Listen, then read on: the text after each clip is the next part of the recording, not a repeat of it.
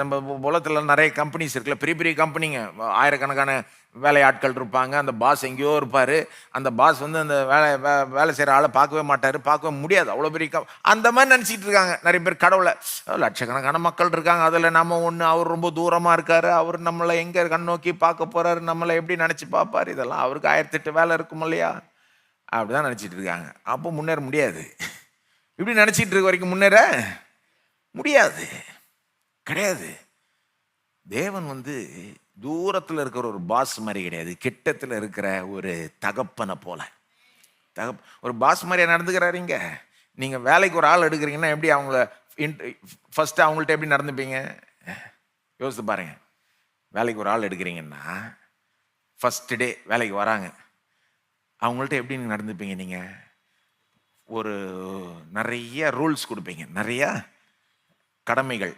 எப்பா நீ வந்து கரெக்டாக 9 மணிக்கு வரணும், அப்புறம் வந்து கொடுக்குற வேலையெல்லாம் செய்யணும், லஞ்ச் பிரேக் 1/2 மணி நேரம் தான், சும்மா நேரத்தை வீணாக்கிட்டு இருக்கோம். அப்புறம் இந்த ஃபோனில் வந்து சும்மா ரீல் பார்த்துக்கிட்டு இருக்கிறது, நாங்கள் கொடுக்குற இன்டர்நெட்டை வச்சுக்கிட்டு கண்டதையும் டவுன்லோட் பண்ணிக்கிட்டு இருக்கிறது நேரத்தை, இதெல்லாம் மட்டும் கரெக்டாக வேலையை செய்யணும். உன் கம்ப்யூட்டரில் நீ என்டர் பண்ணுற கீ ஸ்ட்ரோக் கூட நாங்கள் ரெக்கார்ட் பண்ணுவோம். மரியாதையாக வேலை செய்யும், மரியாதையாக 5 மணி வரைக்கும் வேலை செய்யும், 6 மணிக்கு வேலை செய்யும், சில நேரம் 8 மணி வரைக்கும் இருந்து வேலை செஞ்சுட்டு தான் போகணும், வேலையை முடிச்சுட்டு தான் போகணும். அப்படி தான் அது. கரெக்டாக இப்படி செஞ்சேன்னா ஒரு மாதம் முடிகிறப்போ இவ்வளோ சம்பளம் கிடைக்கும் உனக்கு. அதுலேயும் இதை பிடிச்சிட்டு தான் இப்படி தானே பேசுவோங்க. வேலைக்கு ஒரு ஆள் எடுக்கிறோம்னா எப்படிங்க பேசுவோம்? அப்படி தானேங்க பேசுவோம். அதாவது மரியாதையாக இருந்தால் சம்பளம் கிடைக்கும், நல்லா இருப்ப, முன்னேறலாம் இந்த கம்பெனியில் அப்படின்ற ஒரு இதில் தான் நாம் பேசுவேன் மொழிய. அவங்க வந்தோடனே நீ நல்லா இருப்பா அப்படின்னு நான் சொல்லுவோம். ஆனால் தேவன் அப்படி தான் பண்ணுறாரு.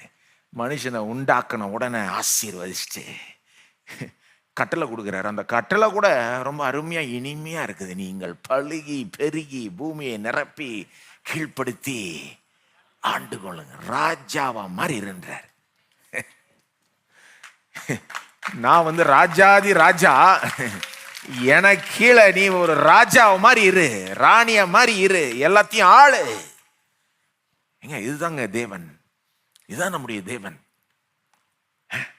நம்ம தேவனை பற்றி எப்படி நினைத்து கொண்டிருக்கிறோம்? அவர் வந்து ஒரு பாஸ் ஒரு எம்ப்ளாயியை பார்க்குற மாதிரி பார்க்கல, ஒரு தகப்பன் ஒரு பிள்ளையை பார்க்குற மாதிரி பார்க்குறாரு. என் பிள்ளை பிறந்தப்போ எனக்கு முதல்ல வந்து எடுத்து முத்தம் கொடுக்கணும் போல இருந்தது, அந்த பிள்ளையை ஆசீர்வதிக்கணும் போல இருந்தது, எல்லாம் இருக்கணும் அப்படின்னு ஒரு 4 வார்த்தை சொல்லணும் போல பிள்ளைக்கிட்ட நடந்துக்கிற மாதிரி நடந்துக்கிறார். நம்மளை பிள்ளைகளை போல அவர் கருதுகிறார் இல்லையா?